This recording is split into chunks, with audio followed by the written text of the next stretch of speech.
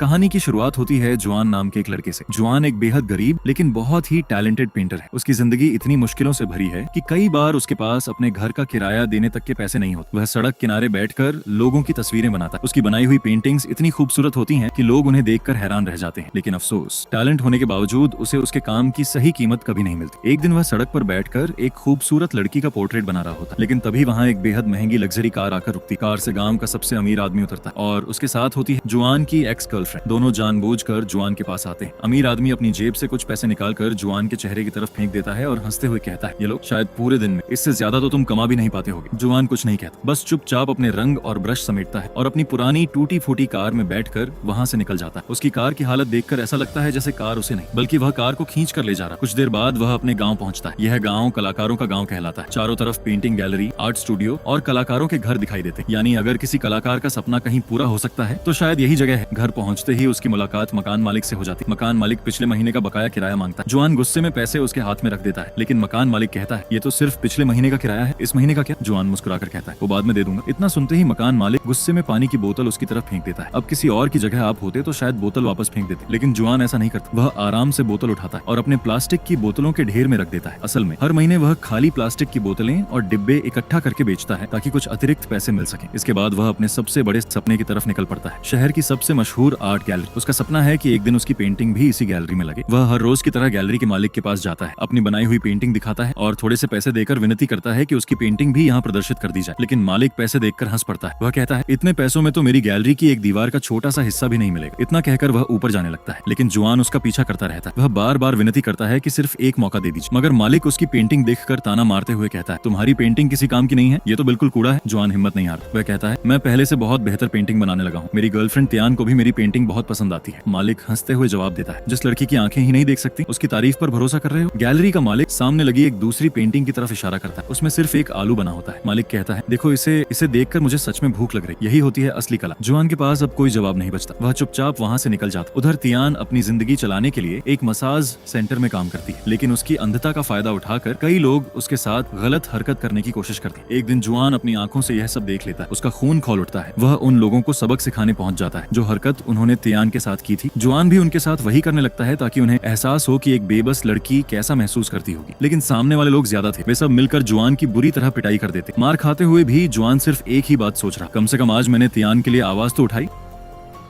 मार खाने के बाद जुआन और त्यान उसके छोटे से कमरे में पहुंचते हैं। माहौल थोड़ा हल्का करने के लिए जुआन उसे एक छोटा सा गिफ्ट देता है। वह एक नई जोड़ी जूते निकालता है। त्यान उन्हें हाथों से महसूस करती है और उसकी खुशी का ठिकाना नहीं रहता। उसके लिए ये महंगे जूते बल्कि जुआन का प्यार सबसे कीमती था। दोनों खुशी खुशी डांस करने लगते हैं। कमरा छोटा था, पैसे नहीं थे, लेकिन उनके चेहरे पर जो मुस्कान थी वह किसी करोड़पति के पास भी नहीं थी। इसी दौरान त्यान को अचानक कमरे में किसी और की आहट सुनाई देती। वह घबराकर पूछती है, यहाँ कोई और भी है? जुआन तुरंत जवाब देता है, अरे नहीं, वो मेरा दोस्त है। बेचारे को मकान मालिक ने घर से निकाल दिया, इसलिए कुछ दिन मेरे साथ रह रहा। त्यान को थोड़ा अजीब लगता है। वह ज्यादा देर नहीं रुकती और वापस चली जाती। उस रात जुआन और उसका दोस्त छत पर बैठकर शराब पीने लगते हैं। धीरे धीरे दोनों इतने नशे में डूब जाते हैं कि वहीं सो जाते हैं। आधी रात के समय अचानक आसमान में एक तेज रोशनी दिखाई देती है। पूरा इलाका उस रोशनी से जगमगा उठता है। जुआन की आंख खुल जाती, वह ऊपर देखता है और उसकी सांसें थम जाती हैं। उसके सामने एक विशाल स्पेस शिप हवा में मंडरा रहा था। वह अपने दोस्त को उठाने की कोशिश करता, लेकिन वह इतनी गहरी नींद में था कि कुछ भी महसूस नहीं करता। जुआन अकेला ही उस रहस्यमयी नजारे को देखने लगता है। स्पेस शिप धीरे धीरे नीचे आता है। उसका दरवाजा खुलता है और उसमें से 3 अजीब से जीव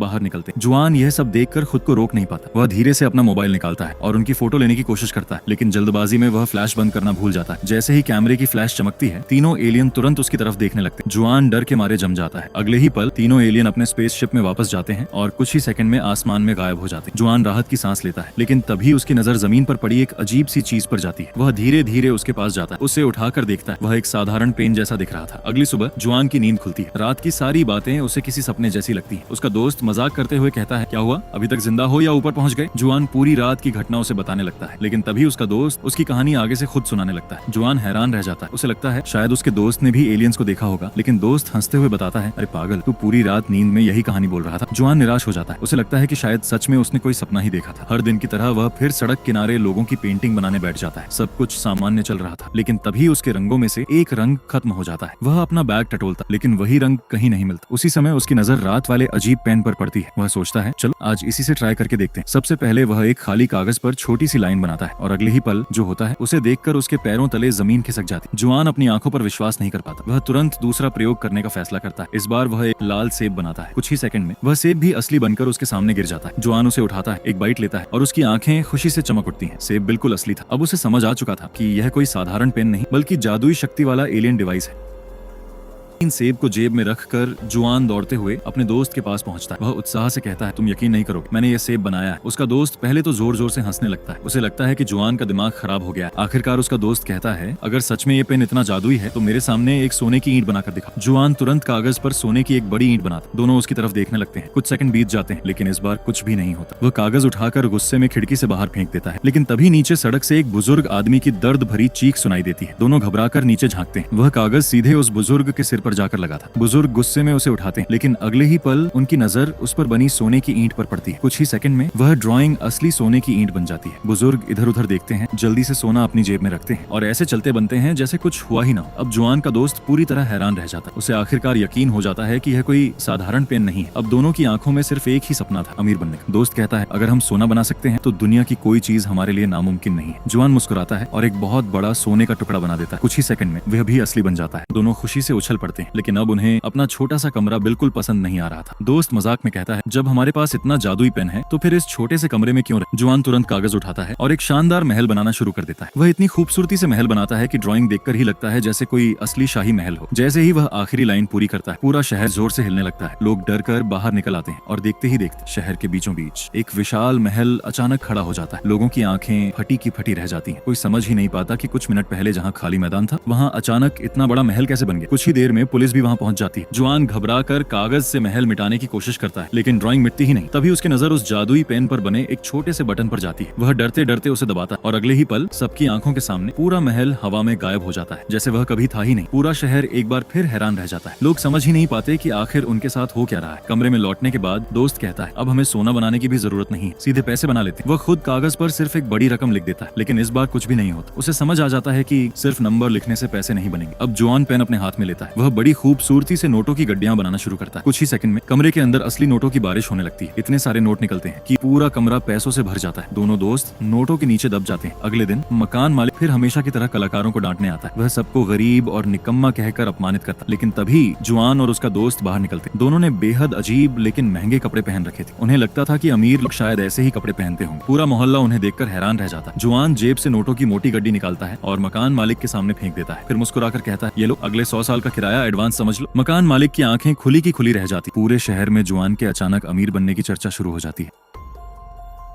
कुछ ही दिनों में पूरे शहर में जुआन की अमीरी के चर्चे होने लगे। वह रोज नई नई लग्जरी कारों में घूमता, महंगे कपड़े पहनता और ऐसे पैसे उड़ाता जैसे पैसे कभी खत्म ही नहीं होंगे। जहां लोग सालों मेहनत करके एक कार खरीदते हैं वहीं जुआन एक साथ कई लग्जरी कारें खरीद लेता है। पूरा शहर उसे देखकर हैरान था। कुछ समय बाद वह शहर की सबसे बड़ी रियल एस्टेट कंपनी में पहुंचता है। उसका सपना था दुनिया का सबसे शानदार महल खरीदना। जैसे ही वह अंदर जाता है उसे अपनी एक्स गर्लफ्रेंड दिखाई देती है। वह अपने अमीर बॉयफ्रेंड के साथ आई होती है। वह सीधे रिसेप्शनिस्ट से कहता है शहर के सबसे महंगे इलाके में 2 सबसे बड़े महल तैयार कर दीजिए। रिसेप्शनिस्ट पहले तो समझती है कि वह मजाक कर रहा है लेकिन अगले ही पल जो अपने सामने नोटों का इतना बड़ा ढेर रख देता है कि वहाँ मौजूद सभी लोगों की सांसें रुक जाती। पूरा भुगतान न कर एक ही बार। उस रात जुआन अपनी गर्लफ्रेंड तियान को एक सरप्राइज देने ले जाता है। वह उसे नई हवेली के सामने खड़ा करता है और मुस्कुराकर पूछता है बताओ तुम्हारे सामने क्या है। तियान हल्की सी मुस्कुराती है, फिर कहती है पूरा शहर इसी महल की बात कर रहा है जिसकी कीमत लगभग 344 करोड़ रुपए। वह तियान का हाथ पकड़कर उसे अंदर ले जाता। महल के अंदर शानदार सजावट की गई थी। चारों तरफ मेहमान खड़े थे। सब लोग तियान का स्वागत कर रहे थे लेकिन तियान तो देख ही नहीं सकती थी। इसलिए जुआन ने एक लड़की को खास तौर पर रखा था जिसका काम था महल की हर छोटी बड़ी चीज का शब्दों में वर्णन करना। वह बताती है आपके ऊपर बहुत बड़ा झूमर लगा है, सामने संगमरमर की सीढ़ियां हैं, चारों तरफ खूबसूरत फूलों की सजावट है। तियान ये सब सुनकर भावुक हो जाती है। इसी दौरान जुआन सबके सामने घुटनों पर बैठ जाता है। वह अपनी जेब से अंगूठी निकालता है और तियान से शादी के लिए पूछता है। पूरा हॉल तालियों से गूंज उठता है। वह साफ शब्दों में कहती है नहीं। पूरा हॉल एकदम शांत हो जाता है। जुआन के चेहरे की मुस्कान गायब हो जाती। उसे समझ ही नहीं आता कि आखिर ऐसा क्यों हो। पार्टी खत्म होने के बाद वह तियान के पीछे जाता है। बहुत उदास होकर पूछता है क्या तुम मुझसे प्यार नहीं करती। तियान तुरंत जवाब देती है मैं तुमसे बहुत प्यार प्यार करती हूँ। जुआन हैरान होकर पूछता है, अगर प्यार करती हो तो सबके सामने मुझे मना क्यों किया? त्यान की आंखों में आंसू आ जाते हैं। वह कहती है, मैंने तुम्हें शर्मिंदा करने के लिए नहीं बल्कि तुम्हारी खुशी के लिए ऐसा किया। वह आगे कहती है, आज तुम इतने अमीर हो चुके हो कि दुनिया की कोई भी लड़की तुमसे शादी करने के लिए तैयार हो जाएगी, लेकिन मैं अंधी हूँ। अगर तुम मुझसे शादी करोगे तो पूरी जिंदगी लोग तुम्हारा मजाक उड़ाएंगे। जुआन उसकी बात सुनकर मुस्कुराता है, फिर धीरे से उसका हाथ पकड़कर कहता है, मुझे तुम्हारी आंखों से नहीं तुमसे प्यार है। त्यान पूछती है, लेकिन तुम अचानक इतने अमीर कैसे बन गए? अब पहली बार जुआन उसे एलियंस और उस जादुई पेन की पूरी सच्चाई बता देता है। शुरुआत में त्यान को यकीन नहीं होता, लेकिन जब जुआन अपनी आंखों से सब कुछ दिखाता है तो वह भी हैरान रह जाती है। कुछ देर सोचने के बाद त्यान के मन में एक उम्मीद जागती। वह धीरे से कहती है, अगर यह पेन कुछ भी बना सकता है तो क्या तुम मेरे लिए आंखें नहीं बना सकते? जुआन कुछ पल के लिए चुप हो जाता है, फिर उसके चेहरे पर मुस्कान आ जाती है। उसे लगता है शायद यही मौका है जिससे त्यान की अंधेरी दुनिया हमेशा के लिए रोशनी से भर सकती है।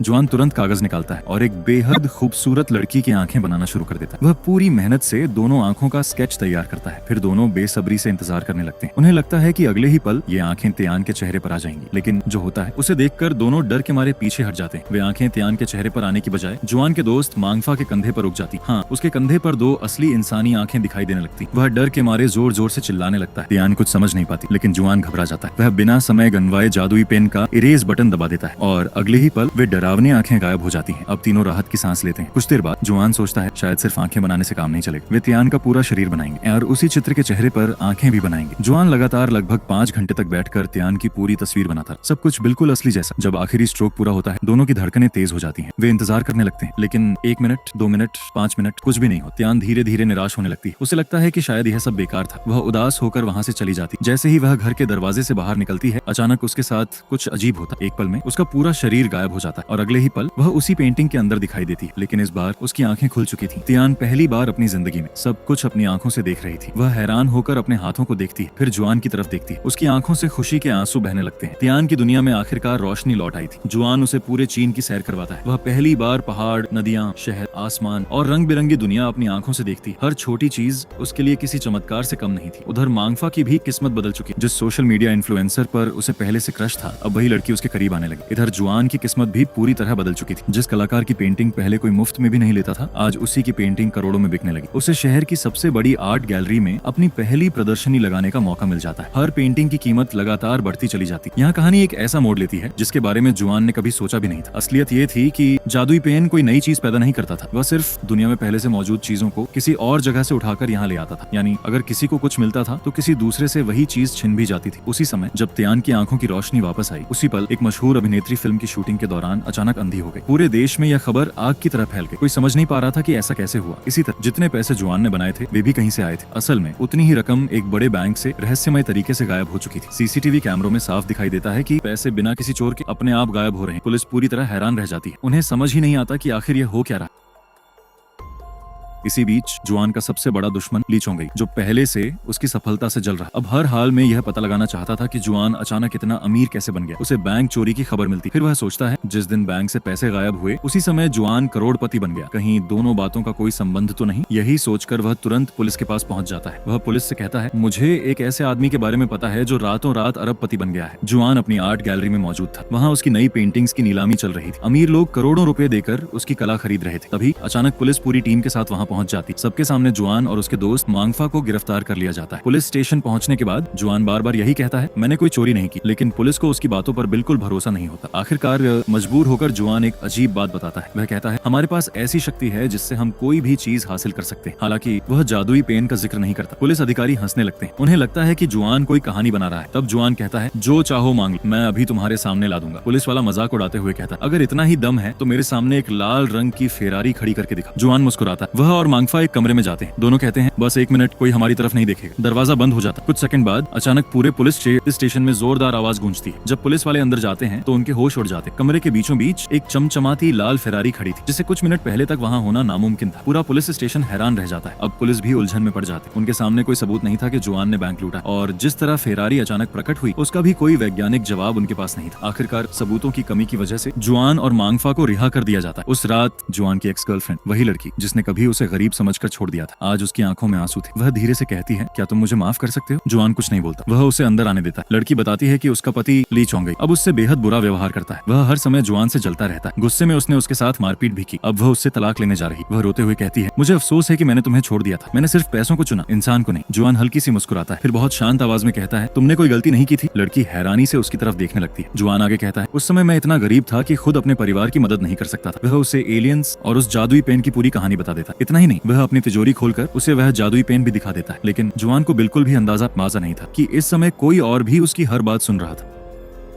जुआन की एक्स गर्लफ्रेंड जब उससे मिलने आई थी तो उसके कपड़े एक छुपा हुआ कैमरा लगा हुआ था। यह कैमरा किसी और ने नहीं बल्कि उसके पति ली चोंगई ने लगवाया था। वह पहले से ही जुआन पर शक कर रहा था, इसलिए वह उसकी हर बात सुनना चाहता था। और जैसे ही जुआन ने तिजोरी खोलकर जादुई पेन दिखाया, ली चोंगई के चेहरे पर एक खतरनाक मुस्कान आ गई। अब उसे समझ आ चुका था कि जुआन रातों रात अमीर कैसे बना। उधर पुलिस भी अपनी जांच जारी रखे हुए थी। इसी दौरान एक नई रिपोर्ट उनके सामने आती है। रिपोर्ट में लिखा था कि कुछ दिन पहले एक ऑटो एक्सपो से एक लाल रंग की फेरारी रहस्यमयी तरीके से गायब हो गई थी। यानी जिस फेरारी को जुआन ने पुलिस स्टेशन में जादू से बुलाया था, वह असल में कहीं और से गायब हुई थी। अब पुलिस को पूरा यकीन हो गया कि जुआन कोई जादू नहीं बल्कि किसी अजीब तरीके से दुनिया भर की चीजें गायब कर रहा है। पुलिस अधिकारी तुरंत जुआन के घर पहुंचता है, लेकिन जैसे ही वह तिजोरी खोलता है, उसके पैरों तले जमीन खिसक जाती है। तिजोरी पूरी तरह खाली थी। जादुई पेन गायब हो चुका था। उधर ली चोंगई अपने गुप्त ठिकाने पर बैठा मुस्कुरा रहा था। उसने मौका मिलते ही जुआन के घर से पेन चुरा लिया। अब दुनिया की सबसे खतरनाक ताकत उसके हाथों में, और उसके मन में सिर्फ एक ही सपना था, दुनिया का सबसे ताकतवर और सबसे अमीर इंसान बनना। सबसे पहले वह अपने सपनों की एक विशाल आर्ट गैलरी बनाता। कुछ ही सेकंड में वह शानदार इमारत उसके सामने खड़ी हो जाती। लेकिन उसका लालच यही नहीं रुकता। अब वह अपने लिए राजा जैसे कपड़े बनाता है, सोने का मुकुट, शाही पोशाक, महंगे गहने और फिर पूरा का पूरा एक शाही महल। कुछ ही मिनटों में वह खुद को किसी सम्राट से कम नहीं समझ रहा था। लेकिन उसकी हैवानियत अब और बढ़ने लगी थी। वह अपनी पत्नी को कैद कर देता है, उसे रस्सियों से बांधकर बंद कमरे में रखता है ताकि वह किसी को उसके बारे में कुछ बता ना सके। इसके बाद उसकी नजर एक मैगजीन के कवर पर छपी एक बेहद खूबसूरत मॉडल पर पड़ती है। वह मुस्कुराता है और उसी लड़की की तस्वीर बनाना शुरू कर देता है। कुछ सेकंड बाद वह लड़की सचमुच उसके सामने आ जाती, लेकिन उसके साथ एक भयानक हादसा हो चुका था। असल दुनिया में जहाँ वह लड़की ब्यूटी प्रतियोगिता में हिस्सा ले रही थी, वह अचानक सबकी आंखों के सामने गायब हो गई। किसी को समझ ही नहीं आया कि वह कहां चली गई। असल में वह सीधे ली चोंगई के महल में पहुंच चुकी थी। अब पुलिस के लिए सब कुछ साफ होने लगा था। जहां जहां से लोग और चीजें गायब हो रही थी, उनका संबंध किसी न किसी तरह इस रहस्यमयी पेन से था। पुलिस तेजी से ली चोंगई तक पहुंचने लगती। जब पुलिस उसके सामने पहुंचती है तो अधिकारी उसे समझाने की कोशिश करता है। वह कहता है, यह पेन नई चीजें आपको नहीं बनाता, यह दुनिया से किसी और की चीज उठाकर तुम्हें देता, यानी तुम हर बार चोरी कर रहे। लेकिन ली चोंगई जोर से हंसने लगता है। वह कहता है, मैंने किसी का कुछ नहीं चुराया, मैंने सिर्फ तस्वीर बनाई है। अगर तस्वीर असली बन गई तो इसमें मेरी क्या गलती। उसके अंदर का लालच अब पूरी तरह उसके इंसान होने की पहचान खत्म कर चुका था। तभी उसका एक सहायक उसे सलाह देता है। वह कहता है, अगर पुलिस से बचना है तो क्यों न किसी दूसरी दुनिया में भाग चलते हैं। यह सुनकर ली चोंगई के चेहरे पर मुस्कान आ जाती। वह तुरंत कागज उठाता है और वही एलियन स्पेसशिप बनाना शुरू कर देता है जिससे कभी जुआन मिला था। कुछ ही सेकंड में आसमान जोरदार रोशनी से भर जाता है। वही विशाल स्पेसशिप धीरे धीरे जमीन पर उतरने लगता है। लेकिन इस बार उसमें से उतरने वाले एलियंस पहले जैसे शांत नहीं थे। उनके चेहरों पर गुस्सा साफ दिखाई दे रहा था। उन्हें समझ आ चुका था कि किसी ने उनकी तकनीक का गलत इस्तेमाल किया और अब धरती पर सबसे बड़ा मुकाबला शुरू होने वाला था।